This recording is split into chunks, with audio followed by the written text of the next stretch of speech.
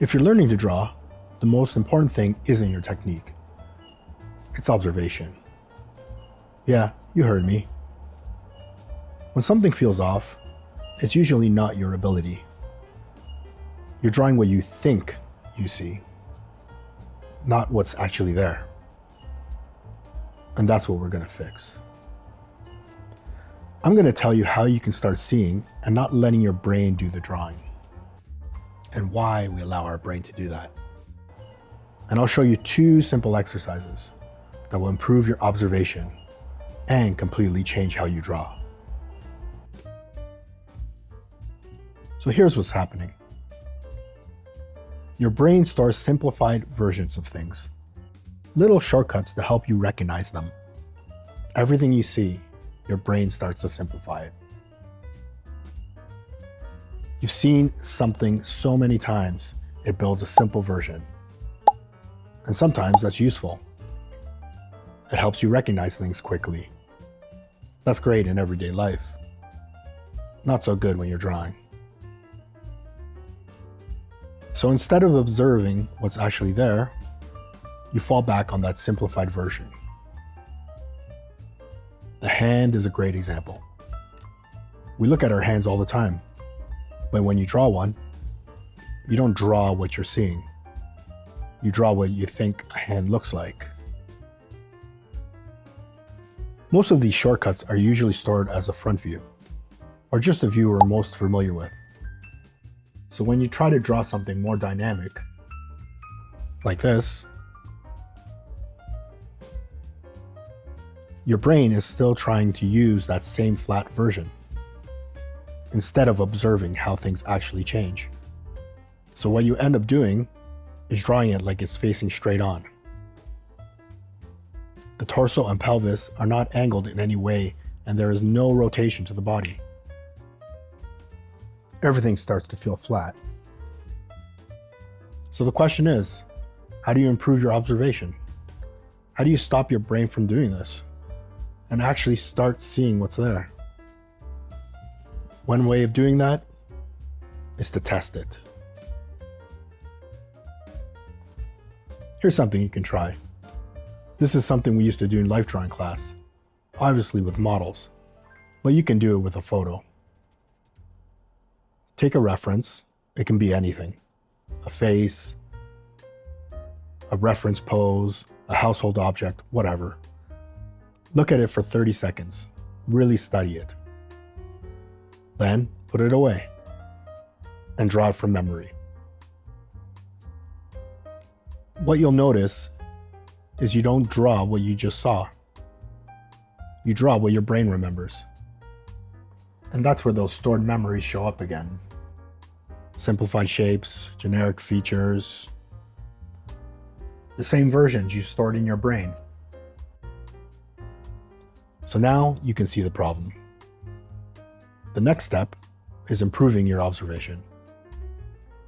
And how do we do that, you may ask? We do this by only looking at what we are drawing. Pick a reference, and this time, don't look at your paper at all. Keep your eyes on the reference and just draw what you see.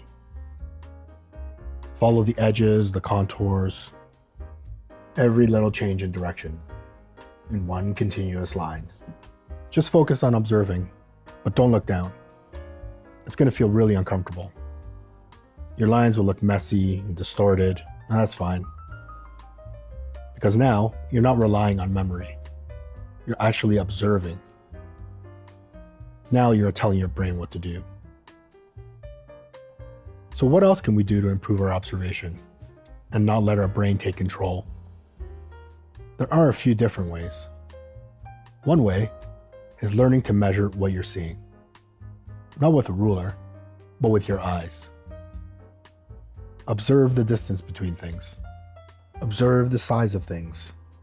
And observe the angle of things. Observe. You ever see an artist holding their arm out with their pencil? They are measuring. They're comparing sizes, checking angles, lining things up. If you're drawing digitally, You're probably not going to be holding your stylus pen out with your arm, elbow locked. Sure, drawing digitally is pretty forgiving. You can use the Liquify tool or the Lasso tool to adjust things. But even with that, you're still training your brain to see what's there, not what it thinks should be there. And over time, you'll find yourself relying on those tools less and less. Having said that, I still use them. Instead, use straight lines on the reference to see the angle at which something is at. You can carry vertical lines down to check alignment. And this is what you're starting to look for. What angle is the head tilted? What angle is the arm posed in? What lines up with what? Is this feature directly under something or slightly off to the side? Another really useful method is something called the envelope method. You basically block in the shape using straight lines around the outside. Think of it like finding the overall silhouette first, before you get into any details. It helps you see the big picture and keeps everything in the right place. Instead of jumping into details, you're building the structure first. And another one is negative space. Instead of focusing on the object, look at the space around it, the shapes between things. Because those shapes are often easier to see accurately. So instead of thinking, this is a face, look at the shape between the jaw and the neck, or the space between the arm and the body, or the space between the legs and the ground. And that, my friends, is observation. So when you put that all together, drawing from memory shows you where you rely on shortcuts. Blind contour forces you to actually observe, and using things like angles, envelopes, and negative space helps you measure what you're seeing. Now your eyes are telling your brain what to do, and your brain is not calling shots anymore. Now you're on your way. Remember, if your drawings feel a bit off, you don't suck. It's not your ability. It's observation. Once you start seeing things and seeing what's really there, things will start to click. So next time you draw, look a little closer and really take the time to observe what you see. There's that word again. Observe. Don't let your brain tell you what's there. Let your eyes do the drawing. Thanks for watching.